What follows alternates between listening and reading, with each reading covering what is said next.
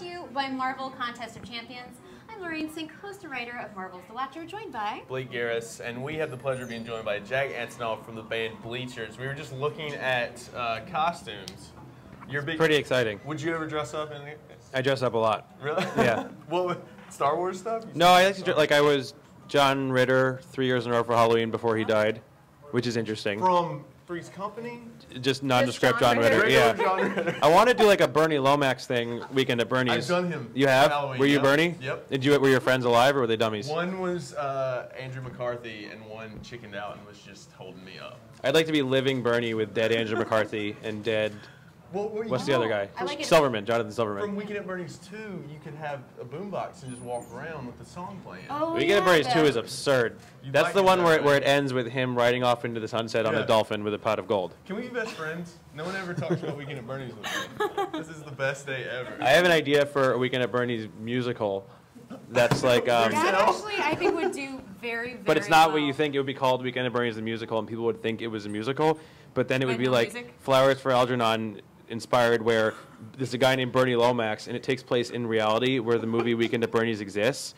And he starts to realize all these similarities between his life and the movie. Yes. And so at the end of the play is him coming to terms with the fact that his life is parallel and he's going to die.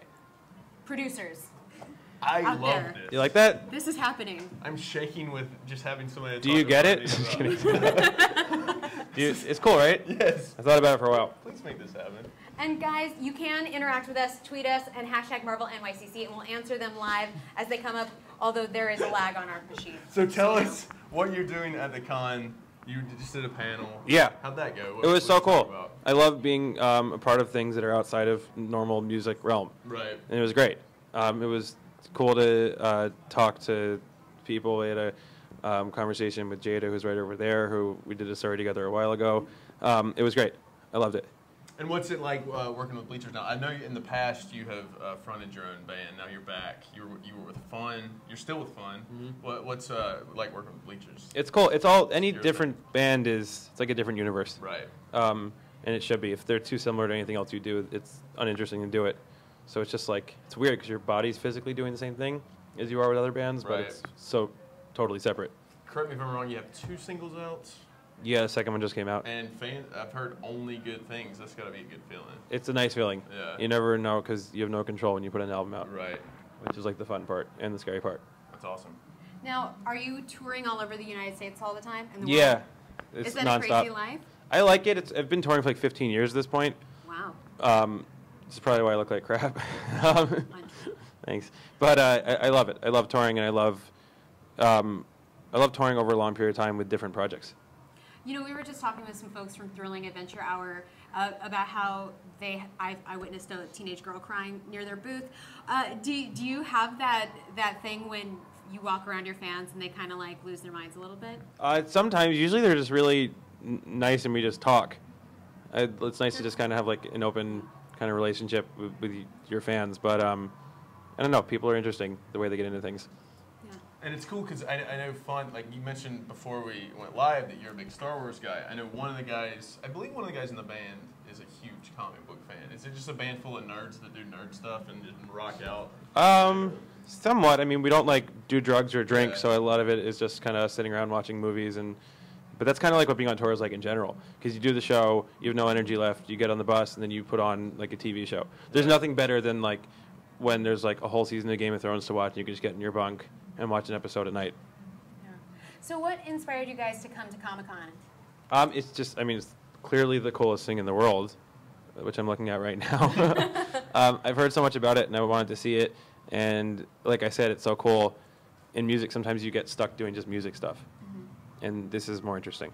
So you're saying more Bleachers in the future at conventions? I hope. Yes. Yeah.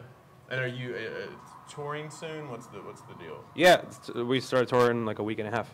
Starts in Florida and it kind of wraps all around the States. Compare it to, I'm sure obviously since Bleachers is fairly new, Fun everyone knows. Compare the 2 bands. They're hard to compare because they're very separate. Contrast them. I feel like Fun always sounded more like inspired by New York City, and Bleachers feels more inspired by New Jersey, which is the 2 places I've lived in my life. So that's kind of how I hear it in my head. Right. That's awesome. And you're very active on Twitter as well. Can you tell fans? Sometimes.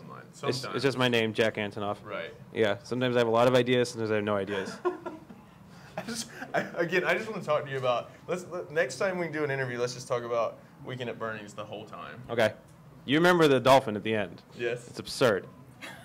It's an absurd moment. Will that be in your Flowers for Algernon Algernon version of Weekend at Bernie's? It might be like in the front of the auditorium where people could like take pictures on the dolphin. Oh, you could actually ride the dolphin Yeah. with a pot of gold? Yeah. Whichever. Like one of those kids rides outside a supermarket that just like bobs up and down. I think that you could actually set that up on a Comic-Con floor and do pretty well. Next year.